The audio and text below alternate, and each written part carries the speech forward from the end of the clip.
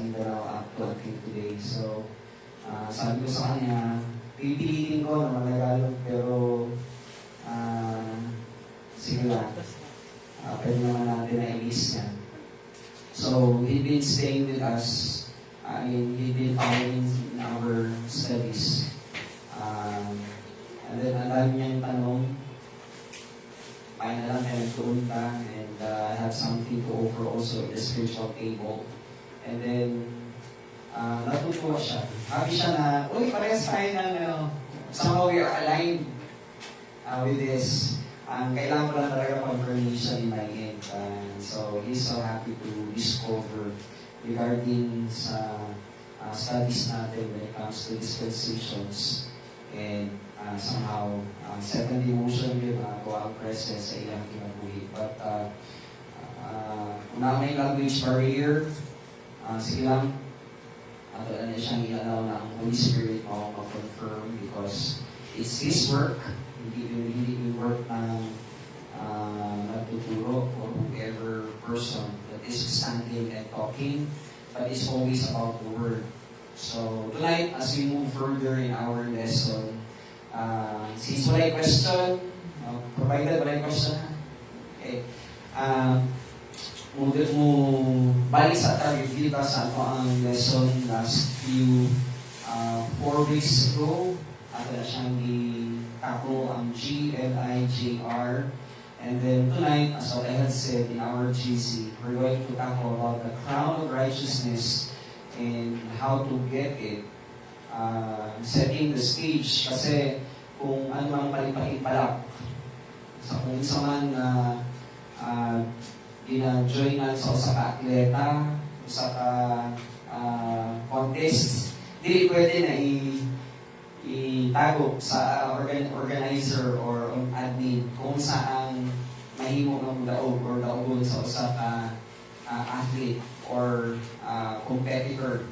So, in the same manner, in the spiritual life, the Lord had set this na merong set up na ahead of time na provision that we get in eternity the moment we go into the spiritual kind of understanding about life. Pagkatapos na nahimo ko, nangyari na nahimo ka sa Ginoo.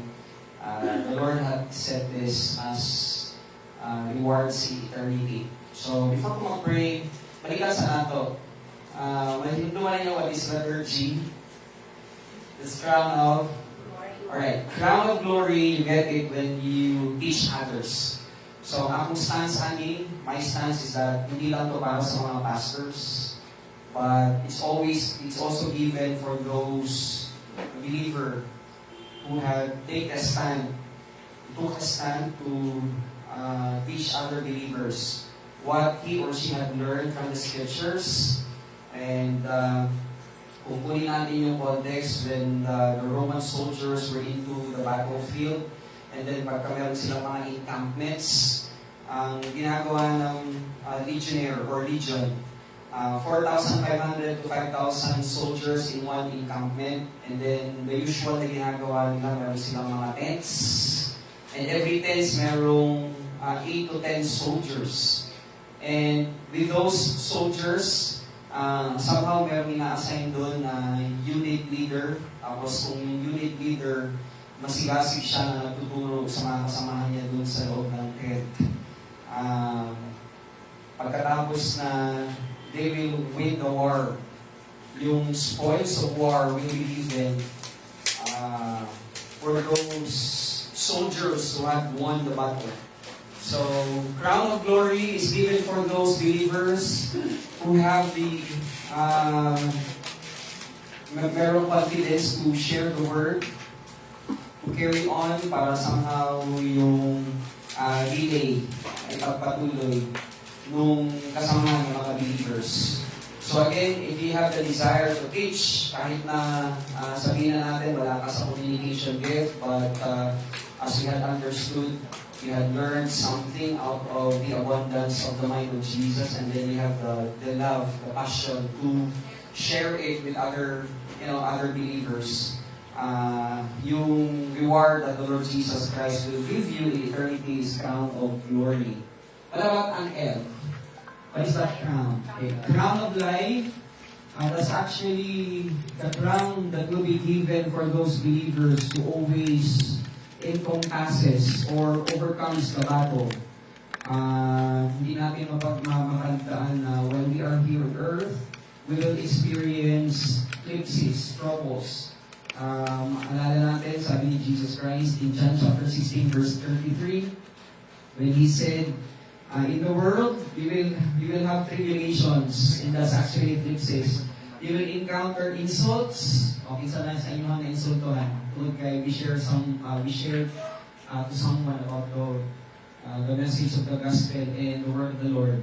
So, hindi makaligtaan or we can never negate that we'll be facing insults, we'll be facing hardships, we'll be facing obstacles, we'll be facing actually even yung death.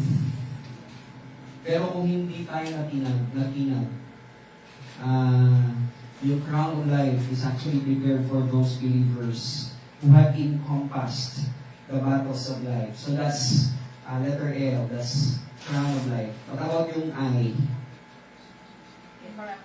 Alright, incorruptible crown.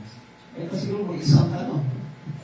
Alright, incorruptible crown. And that's a reward given for those believers who had exercised tremendous discipline. So, pagka ini-exercise na ng believer na alam niya yung time on earth is limited compared to eternity, and then somehow alam niya kung paano i-exhaust yung life niya while he or she is on the earth.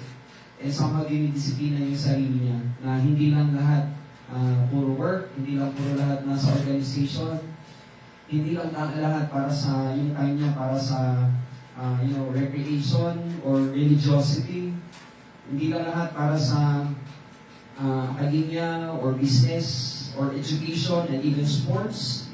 Pagka na-idisiplina na yung sarili niya to get more of his time in getting the Word of God. Kahit na mahirap, kahit na sometimes challenging, pero pagka nalilearn niya, i-discipline yung sarili niya, he will get that, or she will get that incorruptible crown. What about ang J? Crown of? Right. Crown of joy. So, whenever we share the gospel, the message of first importance to whoever we met outside. It could be our friends, it could be our classmates, it could be somebody near to us, or it could be from a stranger. Naglingkod lang ta, or umupo ka lang somewhere and then merong tumabi. Tapos, somehow, during sa course ng conversation, nakita mo na meron siyang need. And then, you understood na yung sovereign will is walang iba kung hindi may share sa kanya yung gospel message. Sa kanya makita ang gospel message, saan mo makita yung gospel message? Okay. 1 Corinthians chapter 15 verses 1 to 11. Hindi yung John 3:16 ha, ayusin natin. Okay? Because John 3:16 is actually paving the way for the offering of the Lord Jesus Christ of His life on the cross. So yung John 3:16, that's actually before His death, burial, and resurrection. But after His death, burial, and resurrection, sinabi talaga ni Pablo na ito yung message of first importance, that Christ died for our sins according to the Scriptures. So, balik, crown of joy will be given for those believers who had shared the gospel message to someone. And then pagka nag-expand yun, okay, i-allocate ni Jesus Christ mismo yung crown of joy. What if hindi siya nag-respond? Okay? Yeah. Next.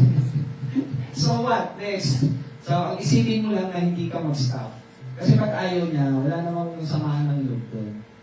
Kasi again, may freedom siya. And, parang minsan maulaw ka, no? Wala na nag-respond. Maulaw ko ba? And then you can always discern it. Kasi pag during sa course ng conversation, pag wala siyang interest, sayang yung oras mo. So, kung hindi siya nag-respond, wala pang crown of joy doon. But Mira, pag kayo kausap mo, interested, and then ang dami niyang tanong, dahil kayo siya pangutana, what if? Kasi ay, ano man, okay na, you need to be ready. That's why the Apostle Peter have to remind us. Is that in 1 Peter chapter 3 verse 15? Sinabi niya na you fill your heart with the word of the Lord, paraphrase, so that if someone will ask you of the hope that is in you, you will always ready to answer those questions. Of course, with gentleness and respect. So when someone approaches you and asks you of the hope that is in you, and nasaktan mo or naiintindihan mo na yung una na discourse na kailangan i-share is yung gospel message, and if that person responds to the gospel, I believe, ang apag yung conviction din is that the Lord Jesus Christ will give you the crown of joy in eternity. And tonight, as promised, we'll be discussing about the crown of righteousness. I hope na matapos natin ito tonight, the entire subject topic regarding sa crown of righteousness. And just get ready with your writing notebooks. At titignan natin kung ano yung... pagka walang notebooks, merong binili na notebooks doon. You just get... Okay. And I believe may boyfriend din dyan. So, salamat sa provision. Salamat sa mga sponsors. Salamat sa donors.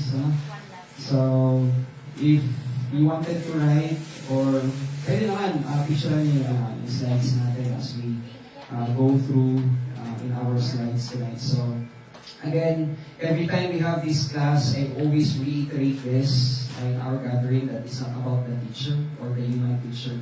So, whenever or whoever you are listening to, you will always understand na it's not about the human teacher. Kahit gaano siya ka-eloquente, kahit gaano siya yung tipong, ang galing mo magsalita, bula-bula kayo ng baba. And then somehow you are so convinced because the way he speaks or she speaks, it is as if tremendous kayo ang iyang eloquence. But again, it's not about the speaker. So let me reiterate, it's not about me. And balik tayo dun sa bottom line. Walang iba kung hindi yung mga principles that we learn as we continue to sit down and study His Word. So tonight, before we proceed, understanding the crown of righteousness, let's just pause in a while. Alam na natin kung paano pumasok sa spirituality. So, you just execute it.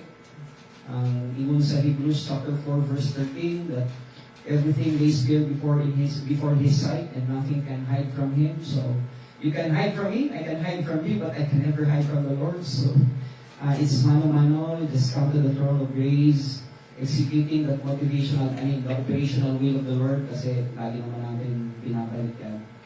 And somehow you execute it, and the Lord in His grace, His mercy, so sa itong ginatong, iyang yung kaluoy, no? Kaya isang pag-usap itong ginatago, whatever things that we hide from Him, makikilatan sa pag-ulan-ulan. So God is so merciful. So again, let's have a moment of silence to come to the throne of grace, and I'll close this in a word of prayer sa pang start. Let's pray. Wow. 15 minutes already have gone, Father. Pas-pas yung oras. But thank you, Jugayo, because we can still have the time to sit down and somehow reason together. As what Isaiah had said in Isaiah chapter 1 verse 18, when he was inspired by the Holy Spirit and somehow challenged the people in Israel. And he said, come, and let's reason together. And that's actually the reason right now, resonating factor rin siya of what Isaiah had said in the Old Testament in our time today.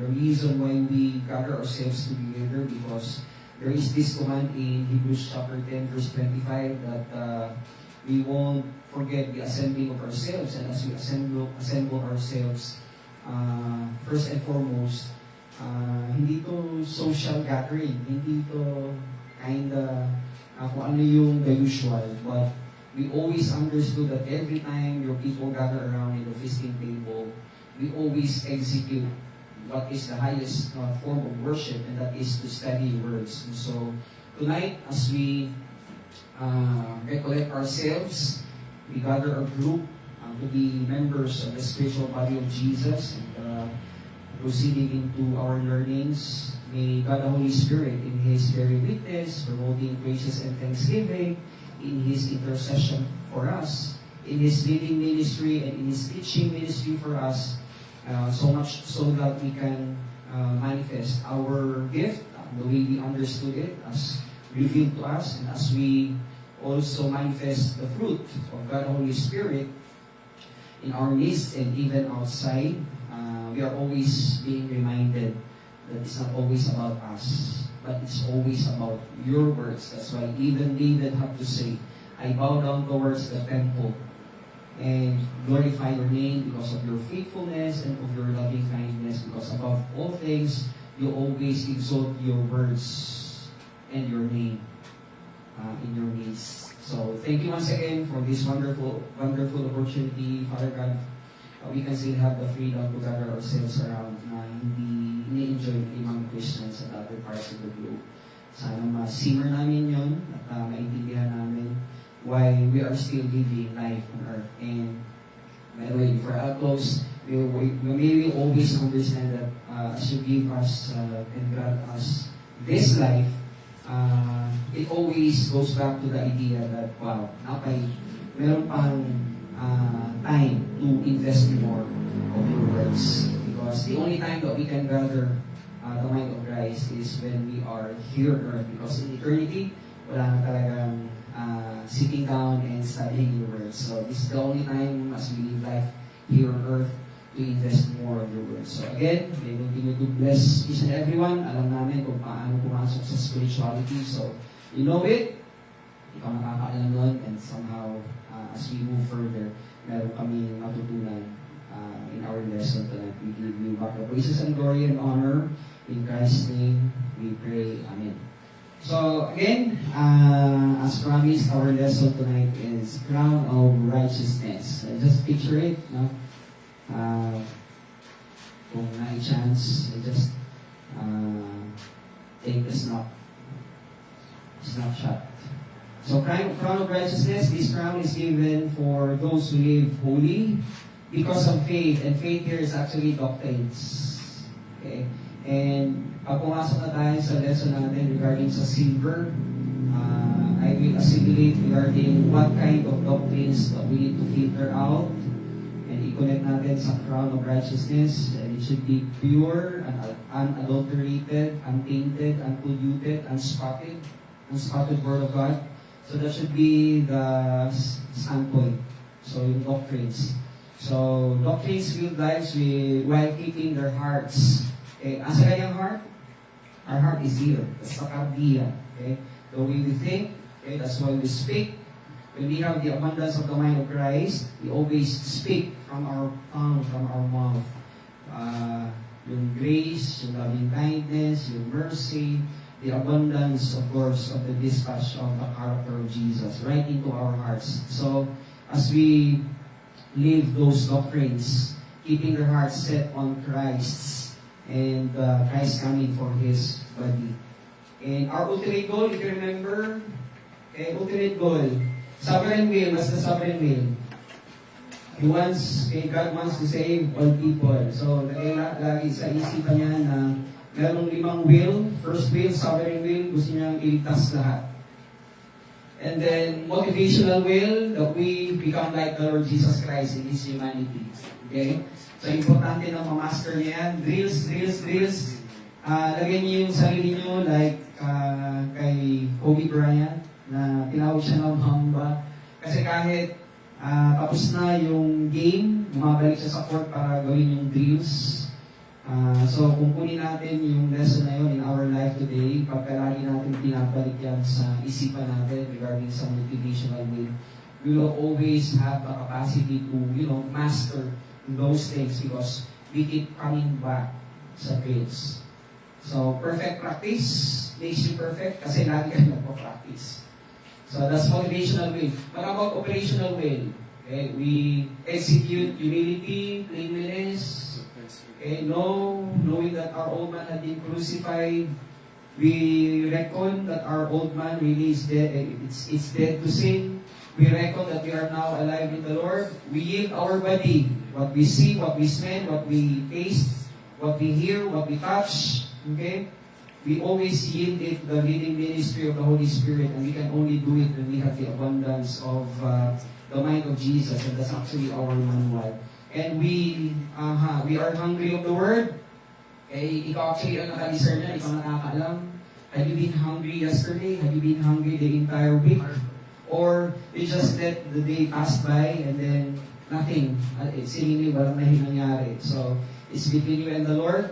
Again, operational will, when we are hungry of the Word, as what Jesus Christ had said to Satan, man shall not live by bread alone, but by every word that proceeded out from the mouth of God. And then we thirst of the Word. So, part ng operational will, uhaw lagi, because the Word is actually a spring of living water that, wells up to eternal life. So it's always our decision. And then, we continue to obey. Yung believer na walang alam, by default, wala siyang standpoint ng obedience. That's why imperative yung pag-study. Later on, makita natin yan sa Crown of Righteousness. Final slides natin later. Why do we need to study? And it's imperative. Kasi, pagka hindi nag-aral yung anak ng Panginoon, I will tell you, wala siyang point of reference kung saan siya mag-obey. That's why, as we regroup and we study, we always get those commands. So we execute our life as, as a pleasing sacrifice to the Lord. So, obedience. And then we pray. Gaampo ba ta? Sa Espiritu niya the Lord. O kasi gaampo ka, pamamaw pa yung tumanin. Breakfast, lunch, and dinner lang yung prayer. Minsan nakakalimutan pa yung pag-pray. Okay? So, again, we pray because the Lord wants us to talk with Him. Yung gusto niya kung paano ka nagpang-usap sa best friend mo, na it is as if kaya mo makipagpalitan ng mukha.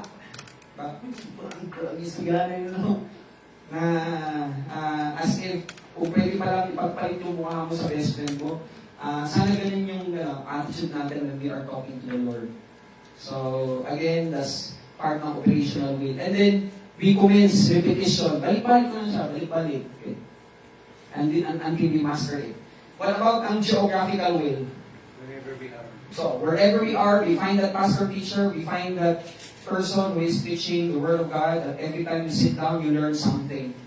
So, yung aalalahanin nyo ay yun yung i-remember nyo. So that kung halimbawa, dala ka ng Panginoon dun sa Manila, dinala ka niya sa Cebu, dinala ka niya sa somewhere outside the Philippines. When you are there and somehow you have the opportunity to gather around with, the body of Jesus, yung geographical will always be manifested in our lives in looking for that arena or area where we can sit down and study Word. Alright? Next na will. That's permissive will. Ano yung permissive will? The Lord in His grace, hahayaan ka niya. Kung i-execute mo, bro, okay, nasa sa'yo. So, always niya ibigay sa'yo yung opportunity to execute your freedom. Ayaw niyang maging tyrant. Ayaw niyang mag-coerce because He is always a God that is actually a perfect gentleman. Okay? That's why kahit na alam ng Panginoon na grabe yung consequence na gagawin ni Adam sa ni Eve, hinayaan niya. Wala siyang nagpatunga dito. Hindi na sinabi na, tampang. So, He always allowed that, freedom to be exercised in full extent. So, that's our God. He's not like Satan and the rest of, His fallen angels kasi gusto nila ng coercion.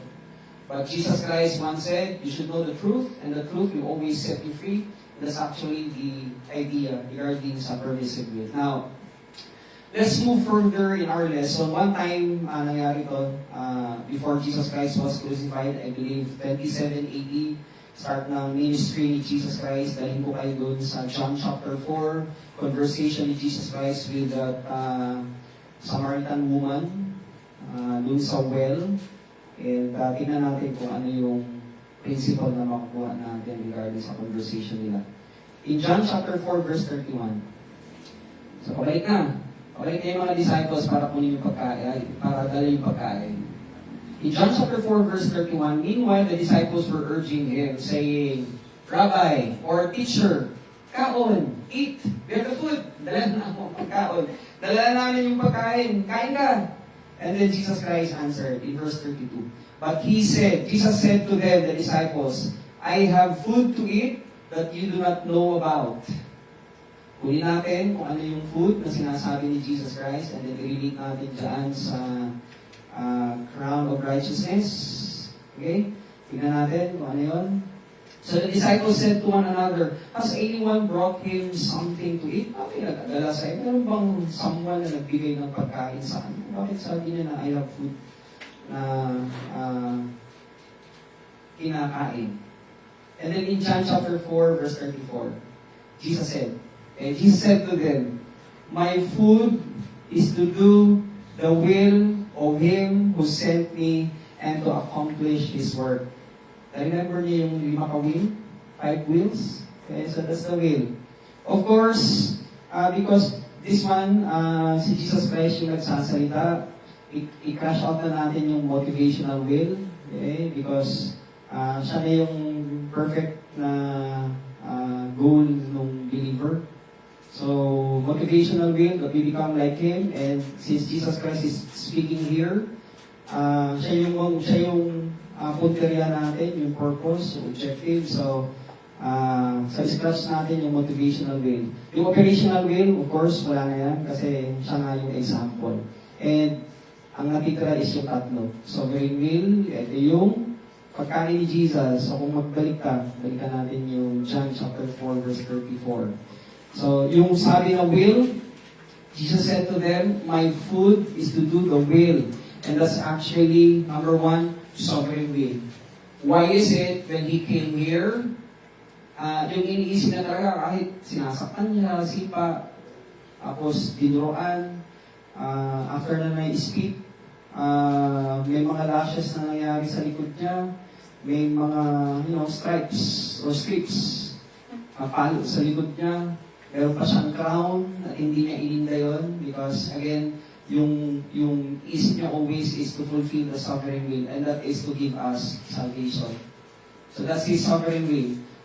Geographical will, of course, nangyari hindi sa USA, hindi sa Pilipinas, hindi sa New Zealand, hindi sa Australia. Saan nangyari? Okay, sa Jerusalem, of course. Okay, sa Israel.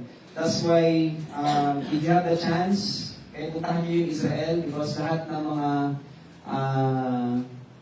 iconic area kung saan nagpunta si Jesus Christ, lapat ng history makita doon sa geography ng Jerusalem, of course, sa Galilee, sa Bethlehem. The action, kung ano yung nakasaad sa scriptures, it was written there sa narrative. And then, of course, permissive will. Yung permissive will niya is to obey the Father's will.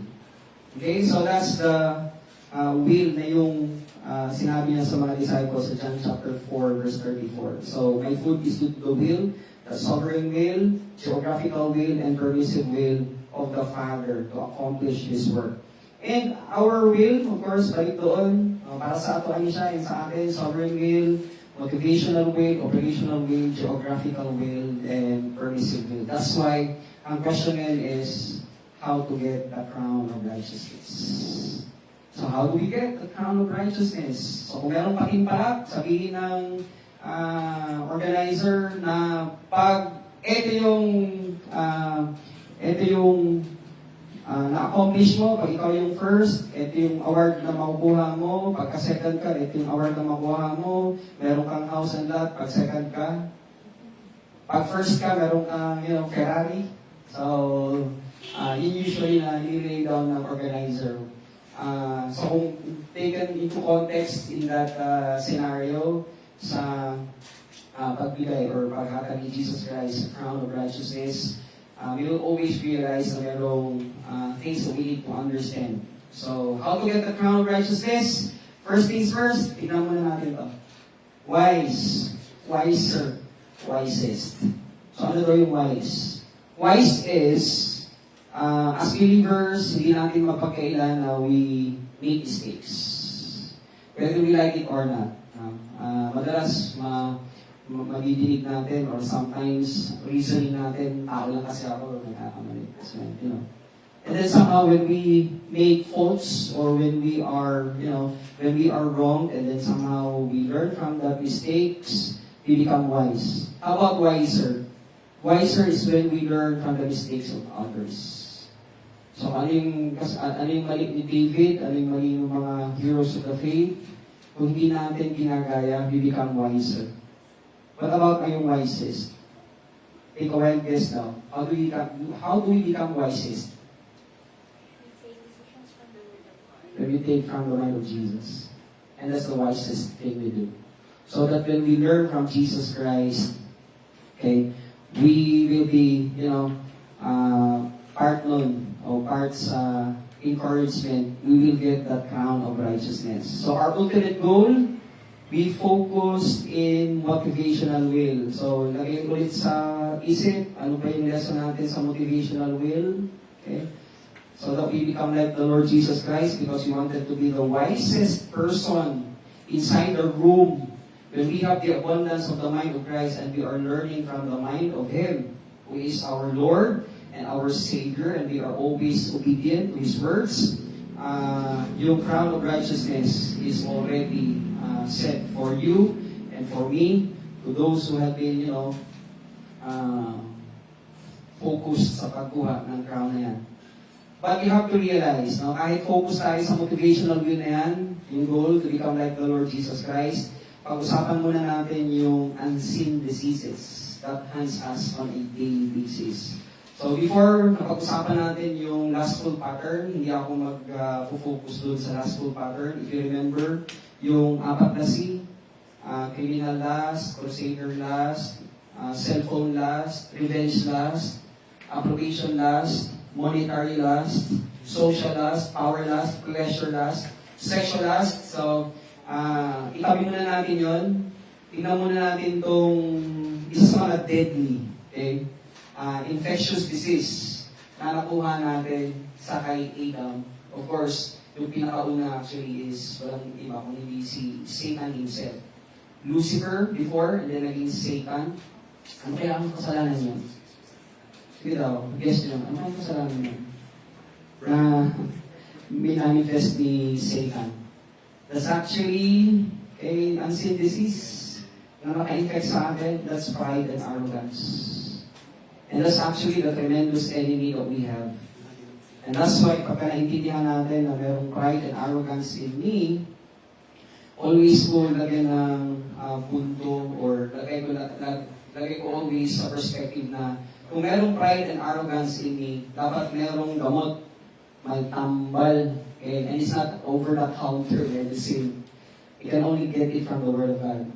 And perhaps that encourages us to move further into a righteous living kasi alam natin kung ano yung gamot. So, pride and arrogance, that's the tremendous disease that infected us.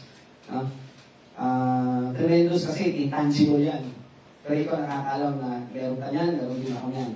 And they have manifestations in our lives in the form of, so, intindihin natin na yung infectious disease na yan, yung pride at yung arrogance. By the way, kung maalala nyo, meron tayong na-describe last time, pag sinabing pride, ano yun? Pag sinabing arrogance, ano yun? So, define natin yun last time. Pag sinabing pride, that's actually balloonness. Balloon ang ato ang huna-huna. Balloon ang ato ang utok. So that's actually sin of the mind. When we are proudful, pagka gini-enact na, when we are acting that, thinking that we have, that's arrogance.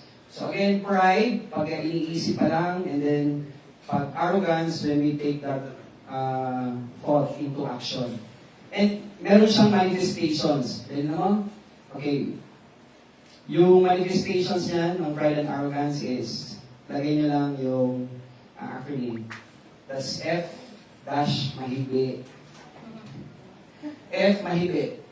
F is fear. So when we are fearful, it means that we are proudful and arrogant. You know why? We just don't submit sa authority ng Panginoon. Don't be afraid. So every time we are fearful about the things of, Ang daming unknown. But you have to realize, sinabi na ng Panginoon yan, I am God, there is no other. I am God, there is none like me. That's, I believe that's Isaiah chapter 46, verse 9 and 10. Declaring the end from the beginning.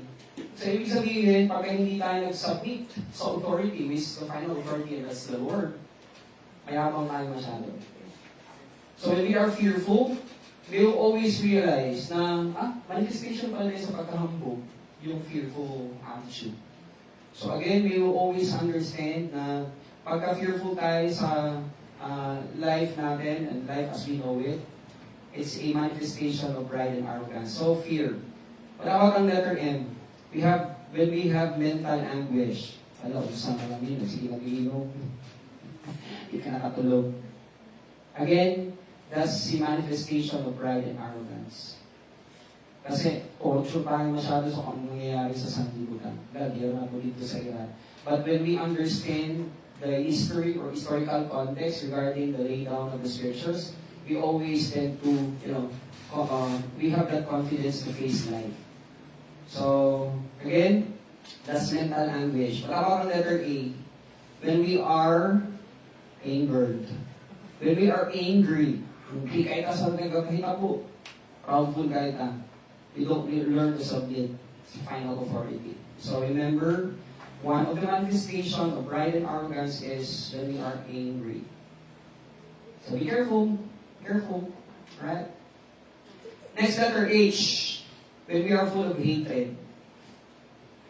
So when we are, when we are angry, at the same time, create na siya ng hatred sa friends, amongst the community. That's why I said to Catherine, regardless of every experience, you just put in mind that you have to win one more soul in the feet of Jesus. Because the moment you win that soul, hindi idalo. Ano idalo sa Tagalog? Hindi niya ipagkait. Hindi niya ipagdamot. Right? Hindi niya ipagdamot yung, the crown of joy. So, when you are being influenced to put hate, please, one step back. One step back and shook Stephen Curry. So every time na papasok yung idea ng hatred, please remember that we are infected with pride and arrogance. Kung ang tambal ng yun is the grace of God. And you can never drink that medicine if you don't have, you don't have the time to study His grace and His knowledge. That's why even the Apostle Peter have to remind us to grow in grace and in the knowledge of our Savior, the Lord Jesus Christ. What about the letter I? Irritable ba mo? Dahil. Bihi ka pa kadali, mga kagaya. Mangangon na ka. So, when we are irritable, that's a manifestation of pride and arrogance. Okay? Oh, be careful, little hands, what you touch. Okay? So, when we are irritable, that's a manifestation of pride and arrogance. So, that's letter I. Letter B. When we are bitter. Bitter. When you see something and you are, reklamo dito, reklamo doon. Okay? Tapos may pakapin ba? Paano mo sa pakapin? Pagka meron pang pamalikas, eyelidson. Eye piskot. Alright? So, just be careful. Kasi, again, that's a manifestation of pride and arrogance. And letter E. Letter E there is actually evil. When we forget the Lord. Believer and then forget the Lord, that's actually a manifestation of proudful heart and arrogant life. So evil, anything that we do outside the fatherhood of God, that's evil. Additional things, right? Manifestation of pride and arrogance. Right? Get ready with your notebooks. Letter G, when we gossip.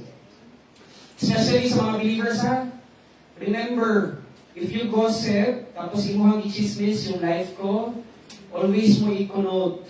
Or kung vice versa, kung i-gossip ka Jane, I have to remember na yung gino-gossip ko hindi ikaw. Si Jesus Christ that is in me.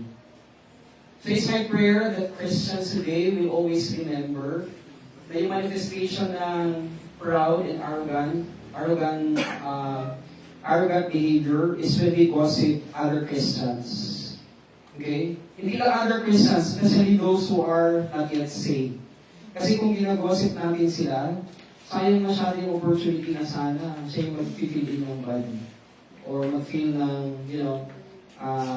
possible, yun yung last member to come in sa body. Oh. Lobat? Ito yung sige, pwede siya. Nilaan mo. Saglit. Nakalastas mo na kami saglit, ha? Meron din po yung extension. May extension, bro? Kulang po extension. Napalo, ay, halak ka, wala. Pagkutang din mo. Ano nangyari sa akin? Masa saksakan? Play mo lang yung play mo lang yung nahawag mo po. Kasi, Ano siya saksakan? Hindi, speaker. Speaker siya ate. break muna kami saglit. Masa saksakan? Wala mo. Ay, ka na. Ay, kitakpan di ay. Yan. Pwede ilagay mo muna to, bro. Sorry, ah.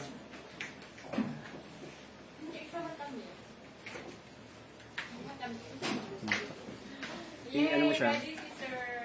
Nay. Thank you. Thank you, sir.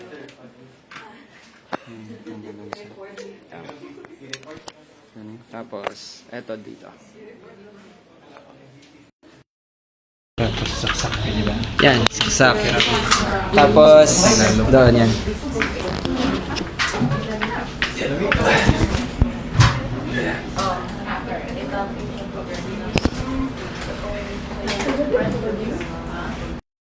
May ano ba? May comment kung okay ang Audio? Oo, okay man daw. Sabi ni Ate Anne, saka ni Waters. Ah, okay.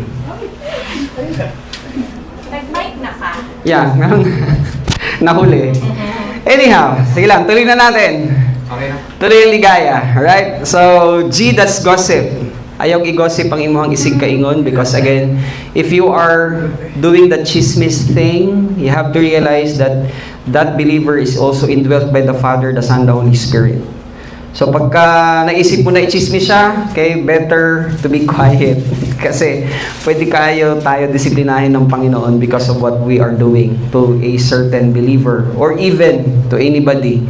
So kailangan refrain because again, when we do gossip, it's a manifestation of pride and arrogance. Letter D, defame. Okay? Defame. Ay, sorry. So, self-explanatory. Let's Sige G. ni title nila, sorry. That's manifestation of pride and arrogance. Continuation. Yes, continuation. Defame. So, self-explanatory. Letter D, discredit. Wag ayo. Walang kwenta. Okay, si Kwan, walang kwenta. Alright, we don't discredit. Again, win one more soul for Jesus. And we can only win them if we tame our tongue. Okay? Next, letter R. Another manifestation of pride and arrogance when we ridicule someone. Ridicule. Ginakabuangan nato ang ubang tao.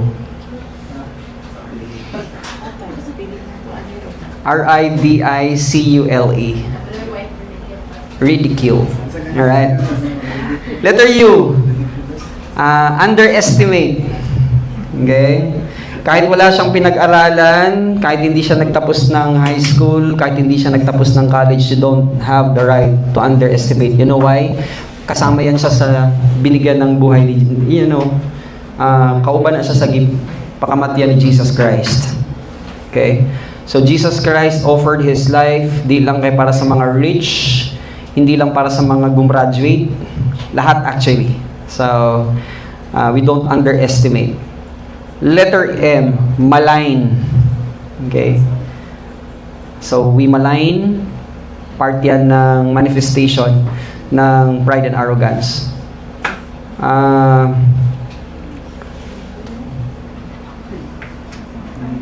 Letter S. That's, balikan natin yung letter S. Forgot, letter S. Letter J, judge. Okay. So, letter J, that's judge. And then letter C, that's convict. Hindi mo pa nga alam yung kaso, hindi mo pa nga narinig yung reason, nag-convict ka na agad. Okay? So, letter S, slander. So, we assassinate the character of any person. So, ano yan siya? Manifestation yan siya ng pride and arrogance. Alright? So, yun yung lagay nyo sa notes nyo. Next, in Isaiah chapter 1 verse 5, sabi ni Isaiah, sabi niya, why will you still be struck down? Why will you continue to rebel? Tao kasi rebelde talaga, no? The whole head is sick, prideful. Okay? And the whole heart is faint, arrogant. Verse 6, ito yung nag-infect sa atin. From the sole of the foot, even to the head, there is no soundness in it. Kahit gaano ka mabait, kahit gaano ka, lahat na ng positive, lagay mo sa tao. But sa harap ng Panginoon, there's no soundness in it. Okay? But bruises and sores and raw wounds. Ano yung napapansin nyo pag may sugat? Namamaga? Hindi. Okay? Gahubag. Okay? So bruises, gahubag. Sores, gahubag. Raw wounds, gamaga. They are not pressed out or bound up or softened with oil. So, kailangan tambalan siya. And oil there represents the Word of God. And that's the anointing ministry of the Holy Spirit in us. So, kailangan ng tambal. Ang tambal is when we have that time to sit down and study the Word. In Jeremiah chapter 17 verse 9, the heart is, what? Is deceitful above all things. Pwede mong matago yung heart mo, yung iisip mo sa kapwa-tao. But you can never hide from the Lord. And desperately sick. And then who can understand it? Verse 10. I, the Lord, who is the Word. Okay? In our time today, we cannot see Jesus Christ. But we have already the narrative. We have the Word. So I, the Word, that's actually interchangeable with the Word. Because the Lord here is Jehovah, and that's the Lord Jesus Christ, and He is the Word in John chapter 1 verse 1. So, let's interchange. I, the Word, search the heart and test the mind, to give every man according to his ways, according to the fruit of his deeds. So, let's go to the cure. So, muna ni siya, in-explain na ng salita ng Panginoon na wala talagang good in us. Okay? We are all sick, from the soul to our head. That's why we need to realize na yung cure lang talaga is, eto na. You ready? The cure is Ephesians chapter 5 verse 26. That He, okay, might sanctify her, having cleansed her with the washing of water with the Word. That's why imperative yung pag-learn ng salita ng Panginoon, kasi paano ka maliligo kung wala kang tubig? So in the same manner, walang gagamitin. Imagine ka na lang, no? May tabo ka, may batsa ka, pero walang tubig. So it's the same thing. In the spiritual life, if you don't study the Word, wala kang babalikan para kunin na gamot. Pero kung nag-aral ka, you have something to, get precepts, principles, techniques, truths from your cabinet, closet. So pagka nagkalagay dyan yung mga vocabulary, lagay dyan yung categorical study. When you have the wisdom of God, because you had learned, you have something to go back and use that into your circumstance. Okay, para hugasan yung pride and arrogance, and that of course will result to crown of righteousness in eternity. Verse 27, so that He might present the church to Him in splendor, without spot, that's asceticism, or wrinkle, that's lasciviousness, okay, or any such thing, that she might be holy, that's the standard, and that's rewardable to in eternity, crown of righteousness, and without blemish. So when we present ourselves doon sa Bema judgment, when we, eradicate those things that we get from the mind of Adam, from the influence of Satan out of our proudful heart and our arrogance, okay, we always get the context of righteousness because we had studied and we had learned about the Word that washes us. That's why, in 1 Corinthians chapter 16, verse 22, ang sabi ni Paul, if anyone has no love, that's actually agapao. That's a verb. So, ikaw nakaka-recognize niyan. Love mo ba yung Panginoon? Hindi. If you don't set the time to meet Him every day, that's actually hypocrisy. Okay? Hindi pa natin nakuha yung image of hypocrisy. So, anong sabi ni Paul? If anyone has no love, that's actually believer. For the Lord, let him be accursed. Kita niyo yung pula? You are under accursed. Okay? Maranatha. Anathema, Maranatha. So, let him be accursed. Our Lord come. So, you are under or we are under accursed until the Lord comes back. So, kung hindi natin love si Jesus Christ, who is the Word, at ikaw ay nakakaalam nun, you are under a curse. So, lagay nyo lang sa isip nyo yan. And yan yung gagamitin ng Holy Spirit to convince us. In Psalms chapter 51 verse 10, that's why David had said this, create in me a clean heart. So, ikaw mismo ang mag-reconcile niyan. Father, may you create in me a clean heart because I am sick from my soul to my feet, to my head. I am sick, desperately sick. Okay? As Jeremiah had said, please create me a clean heart. And the only time that we can be clean by the Lord is when we have the abundance of the mind of Jesus through study. O God, and renew a right spirit within me. Alright? And then in 1 Corinthians chapter 2 verse 12, we have received not the spirit of the world, but the Spirit, that's the Holy Spirit who is from God. Ano yung mga spirit in the world? Alak. Bantayan nyo ha. Baka kasi may believer dito na lango pa rin. I mean, yung isa sa mga nakashako yung kamay niya is could be drugs. Kasi possible yun. It could be alcoholic drinks. It could be whatever things that gets your attention from the Lord. So, that's actually the spirit from the world. Okay? Or pwede religiosity. So, it's my prayer that yung intention natin while we gather is not about ritual, it's not about seremonya, it's not about program because majority of Christians today, mura na lang po ka ng club, social club. Okay? But in us, hindi natin gagawin yun. That every time we regather ourselves, we always make it a point to study. To always realize the highest form of worship. Walang iba kung hindi ang mag-aral ng salita ng Panginoon. But we receive the Holy Spirit who is from God that we might understand the things freely given us by God. So alam na natin yung technique, operational will.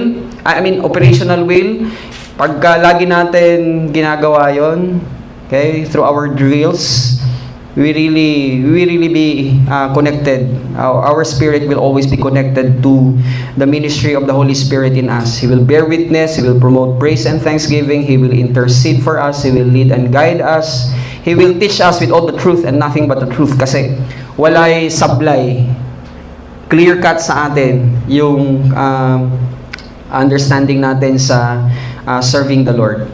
And we got the illustration. So, let me illustrate about the human spirit and versus the flesh. So, pagpalagay na lang natin, in my right side, this is the human spirit. Yung sa left side is the flesh. Yung gitna is the soul. May kakampihan ngayon yung soul. Is it in the spirit that belongs to the world? Kung sa ba ang nag-iintay sa ako ang soul? Is it cellphone? Is it, okay, whatever things that capture my mind, na inyong priority. Istoryansa na ito, kadali ang cellphone. Kasi lahat tayo biktima nito. May always understand na pagka hindi ka naglagay ng time check. Yeah, time limit. Pagka sinabi mo na 1 hour lang ako, pagka hindi mo i-notice yan, I will tell you, kakainin ka ng time mo. Nag 2 hours naman dahil ko. Nag 3 hours naman dahil ko. So again, it's between the flesh and the spirit. And the spirit, yung gusto niya talaga always is incline yung attention natin sa pag-aaral ng salita ng Panginoon. So that when we study the Word, okay, we will have the abundance of the mind of Christ. So that's actually the illustration. Psalms chapter 90 verse 12. Ano sabi ni David? Actually, hindi kay David to. Kay Moses to na psalm. No? It's an excerpt of writing of Moses. Psalms chapter 90 verse 12. So teach us to number our days.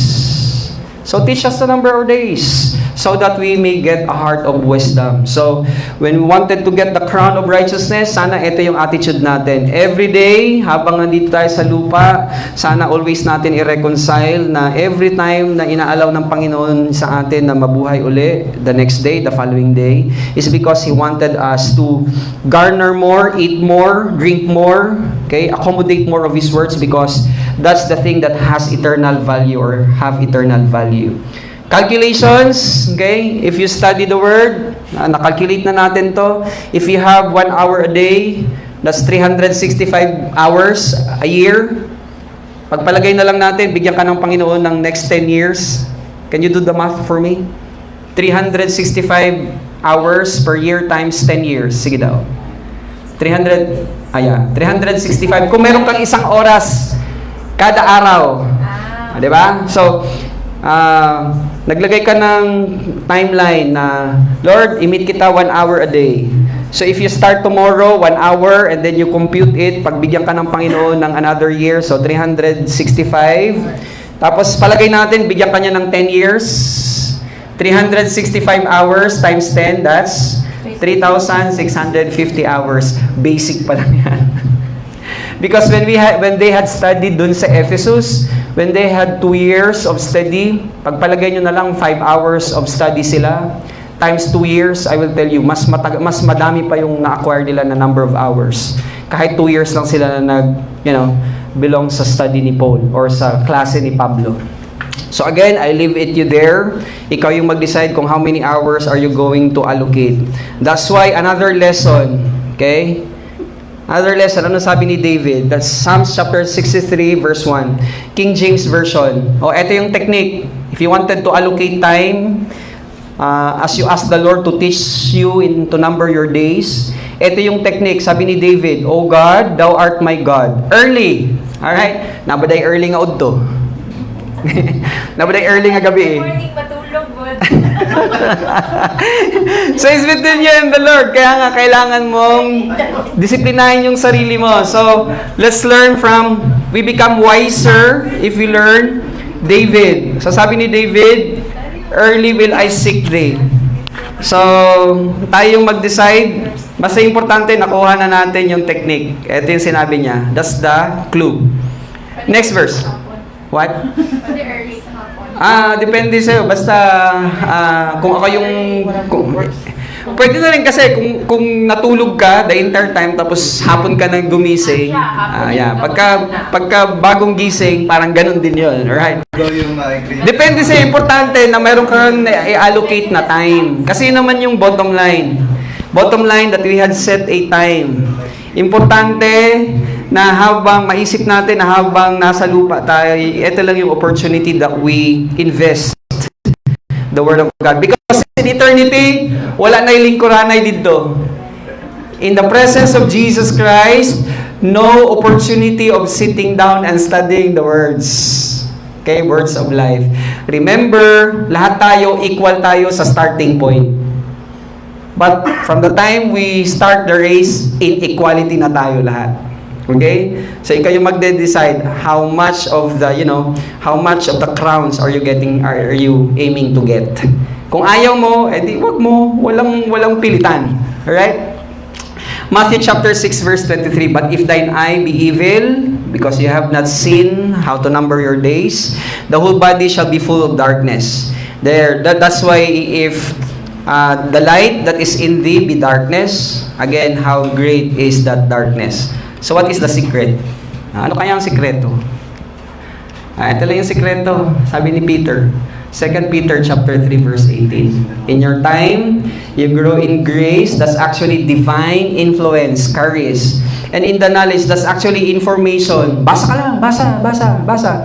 Go sa history. Ano bang sinabi doon ni Pablo? Bakit niya sinabi to? Ano ba yung setting doon? Ano yung plot? Ano yung nangyayari doon? Sa mga panahon, nasa Ephesus siya, nasa Corinth siya, nung nasa Philippi siya, nung nasa Galatia siya. Ano ba yung history? So you read. And that's actually information, gnosis. So that when you get the information, you filter it out. And then once you filter it out through the process of, attrition, segregation, everything, na pagka murabag panday ka, nga nagaayag ka og balas nga naibato. And then somehow, ang kailangan ng panday is yung fine sand. Tapon niya yung mga bato, yung mga malalaki, kunin niya yung fine sand, at yun yung ihalo niya sa semento. So it's the same thing. You try to get information, read. And then you get the precepts, you get the principles. Okay? Plus ngayon, alam na natin kung paano, dispensationally, dapat yung approach ng salita ng Panginoon. Kaya sabi ni Paul, you just write it down, 1 Timothy chapter 1 chapter 1 verse 3 and 4, sabi ni Paul kay Timothy, huwag kang mag-aral ng kahit na ano na doktrina, kung hindi, balik ka sa dispensations. That's why very, very blessed yung group natin because we are learning the dispensational timeline. Alright? So grow in grace and in the knowledge of our Lord. Again, the word there, Lord. Pagka Lord, we are obeying Him kasi siya yung Lord natin. Hindi, ako Lord. Ikaw Lord, dyan ka lang. Basta, ako Lord. Ako yung masusunod Lord. So, sabi ni Peter, grow in the information of our Lord, that's our Master, and of course, our Savior because He gave His life for us. To Him, of course, be glory both now and forever. Amen. Next verse. Another secret. I have been crucified with Christ. It is no longer I who live, but Christ who lives in me. And the life that I now live in the flesh, I live by faith. Ano nga ba yung faith? Yeah, pistis. And that means? Ano sa itong pistis? Ano sa faith? Yeah, okay. So, doctrines. So, I live by the doctrine in the Son of God, who loved me and gave Himself for me. Galatians chapter 4, verse 19. My little children, for whom I am again in pain of childbirth, until Christ is formed in you. Christ will never be formed in us if we don't have the time to sit down and study.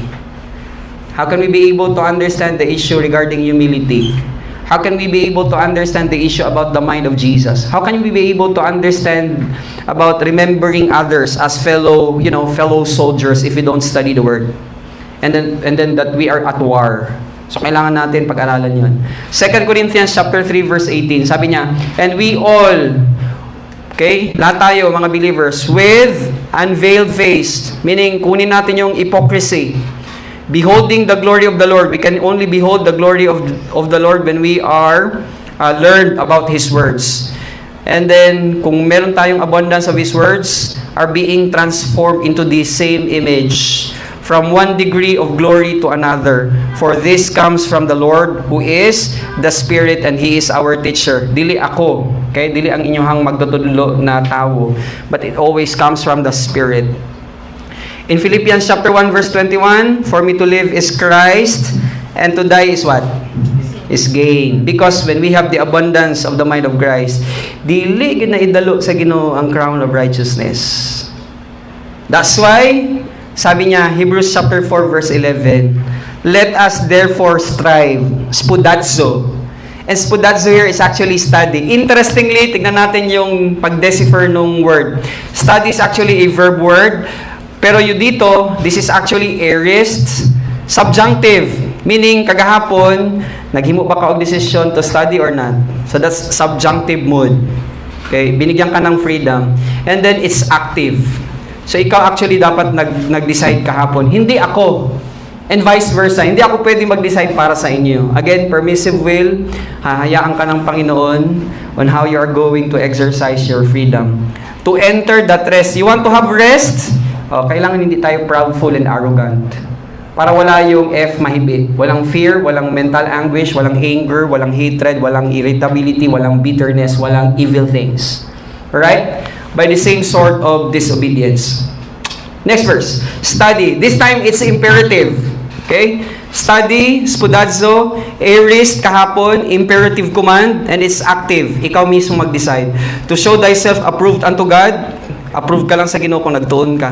A workman that needeth not to be ashamed, rightly dividing the word of truth.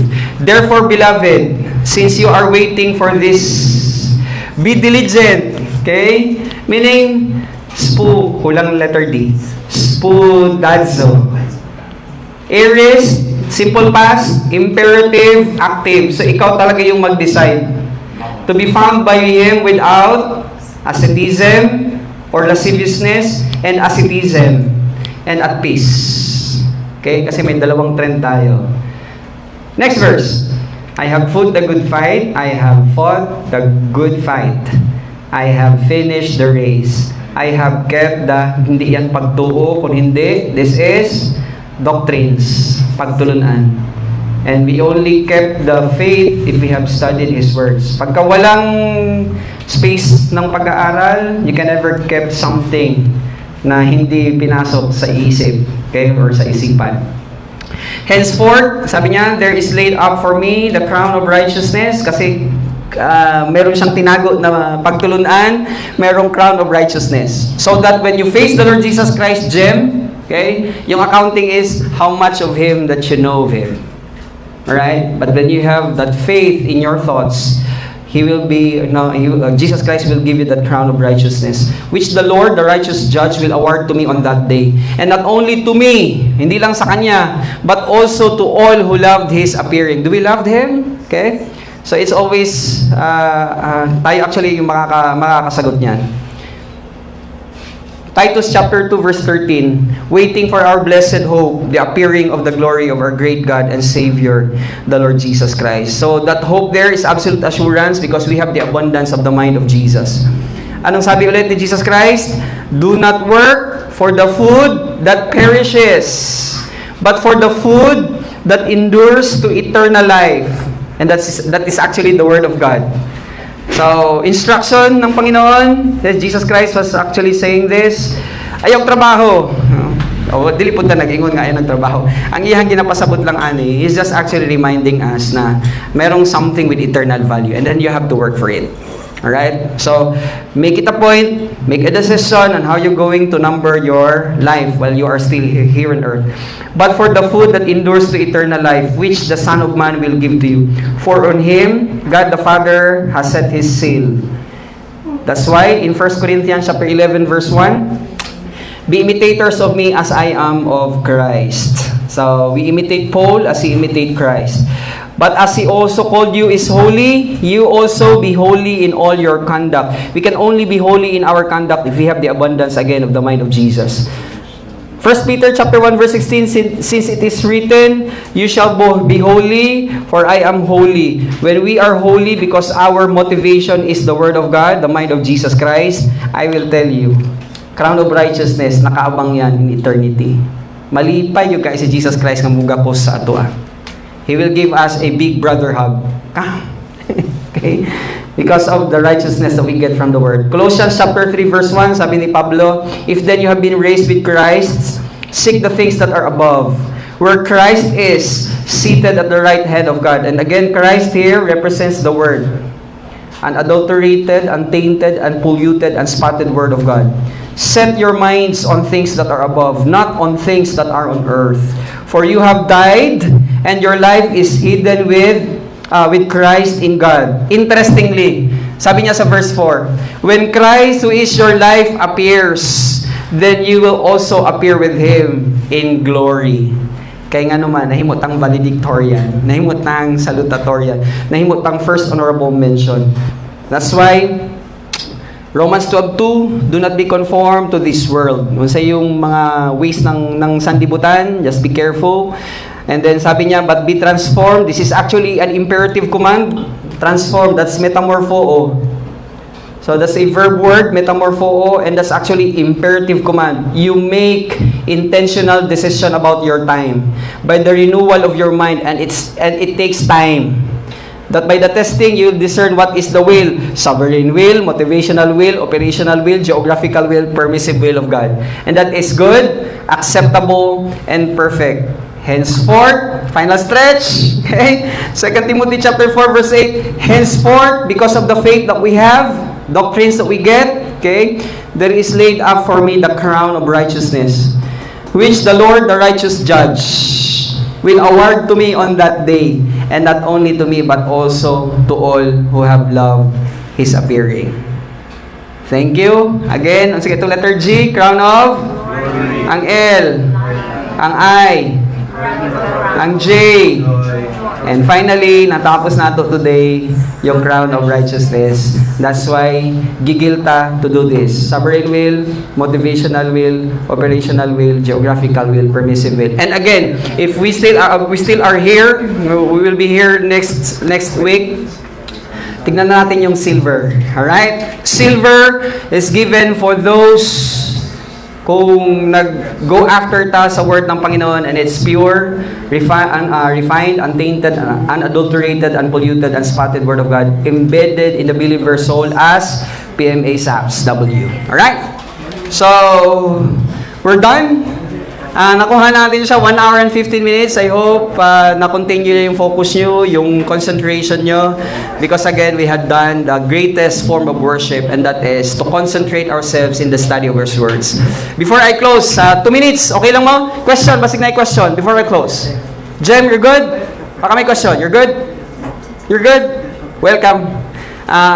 Basig na pa yung question. Wala, if in case may question, let's talk it over sa dinner because ako ang oras, it's already 8:15 and I believe andyan na yung food, right? Sige.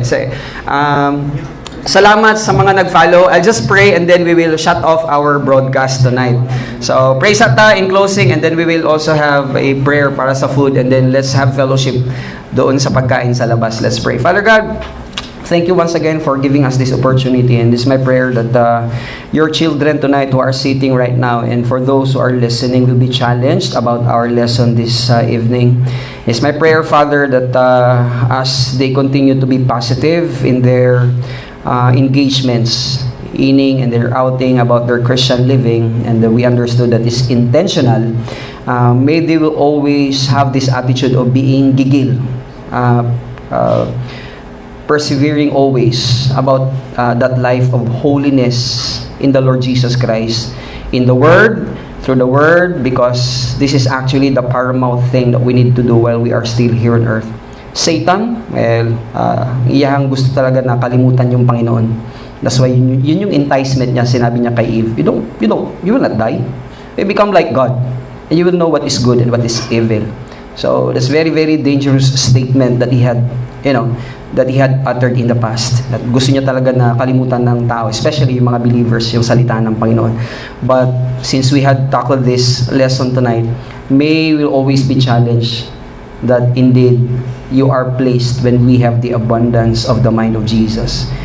Before I close, may we be reminded that you really are impressed with yourself, and that self actually is the Word of God. So God is always impressed with God, and when we have the abundance of the mind of Jesus, you are always impressed with us because the abundance that we get is coming from the mind of Jesus. And thank you, and as we partake this provision, thank you so much for allowing us to enjoy all of these things. May you continue to sanctify the food, can give nourishment, of course, to our physical body. And as we have our continuing fellowship tonight, may your name be glorified and be honored in Christ's name. Amen. Maraming salamat. Thank you so much. I hope, Vince, you're following. Pinilit ko talaga naman Nagalog, kahit namimilipit yung dila ko. Pero, pre, salamat talaga for,